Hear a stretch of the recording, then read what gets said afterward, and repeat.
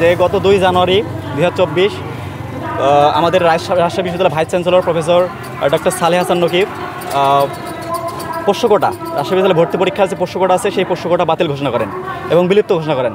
তো এই ঘোষণার প্রতিবাদে রাজশাহী বিশ্ববিদ্যালয়ে আমাদের যে কর্মকর্তা কর্মচারীরা আছে তারা বিভিন্নভাবে আন্দোলন করছে এবং আপনারা জানেন যে টানা 2 দিন একটানাও তারা মানববন্ধন করতেছে, ঠিক আছে। তো আমরা তাদের এই আন্দোলনের তীব্রতা দেখে আমরা সিদ্ধান্ত নিয়েছি যে তারা আসলেই পিছিয়ে পড়া জনগোষ্ঠী। এই পিছিয়ে পড়া জনগোষ্ঠী হওয়ার কারণে তাদেরকে আমরা অন্যভাবেও সহযোগিতা করার জন্য আরেকটু ভিন্নভাবে সহযোগিতা করার জন্য তাদেরকে শীত বস্ত্র বিতরণ করার প্রকল্প গ্রহণ করেছি, ঠিক আছে। তো আমাদের নতুন উদ্দেশ্য, নতুন পদক্ষেপ আসবে হয়তো। তো আপাতত আজকের তাদের সহায়তার উদ্বোধনী হিসেবে শীত বস্ত্র বিতরণ কার্যক্রম আমরা শুরু করেছি।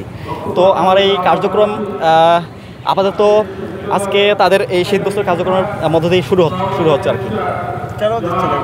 তারা হচ্ছে আমাদের সংবিধানে, আপনি জানেন আমাদের সংবিধানে হচ্ছে 28 নম্বর অনুচ্ছেদের প্রথম যে ধারাটা আছে, অর্থাৎ অনুচ্ছেদ 28-1 ধারা অনুযায়ী গোষ্ঠী হিসাবে কাউকে বাংলাদেশে কোনো নাগরিকের সাথে বৈষম্য করা যাবে না এবং 28-3 অনুযায়ী ভর্তি পরীক্ষা এবং শিক্ষা প্রতিষ্ঠানে ভর্তির ক্ষেত্রে কোনো গোষ্ঠী অথবা কোনো কিছুর উদ্দেশ্যে বৈষম্য করা যাবে না।